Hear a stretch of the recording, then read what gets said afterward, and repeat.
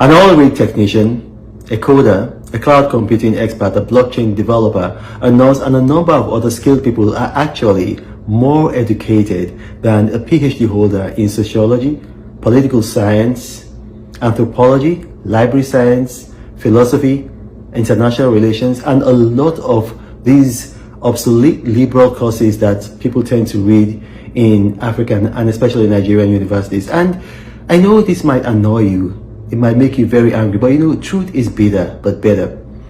In the olden days, education was actually called a craft. And please fact check me. If you were educated, you were generally called a book craft. And you can actually fact check me, go and check the meaning of that word, a book craft. And then you had specializations in things like priestcraft, woodcraft, stagecraft, housecraft, and several crafts like that. And the thing is that a craft is a profession, a skill, a knowledge that you can use to independently make a living without depending on anybody. Now look at that.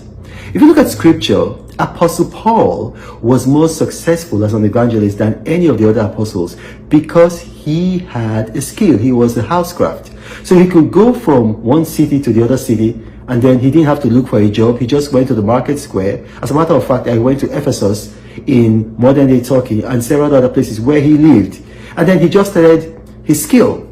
And because of that, he was independent. So when you have a craft, it makes you independent of anybody in employing yourself.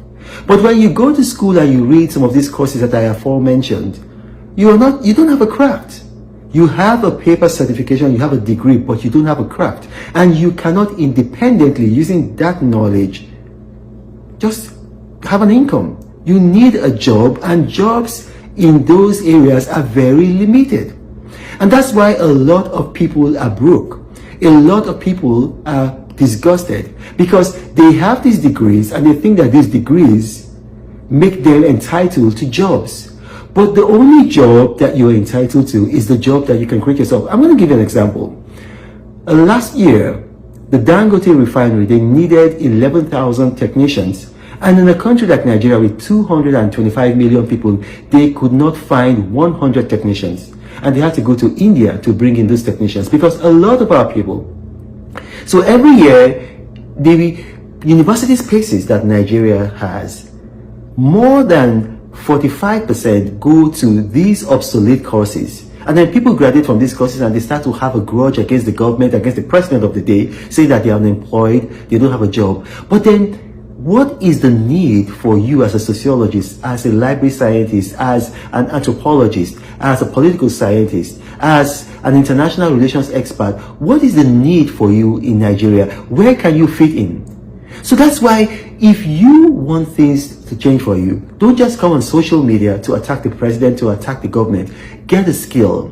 Get a skill. Get a craft. Because you are not really educated if all you have is just a paper certification that you have a degree in a course that cannot give you employment without anybody assisting you. So get a skill.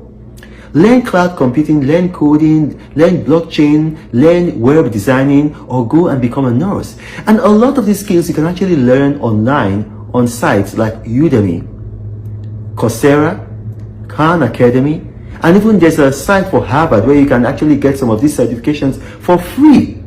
So you can actually do that. And then even if you don't want to get it for free, maybe, sometimes there are some advanced courses, you can actually pay for those courses, $150, $200. Some of them cost as little as $300. I know it's a lot of money, but over a lifetime, if you have a skill like these skills that I've mentioned, your income is going to go up by 180% than if you just have a degree.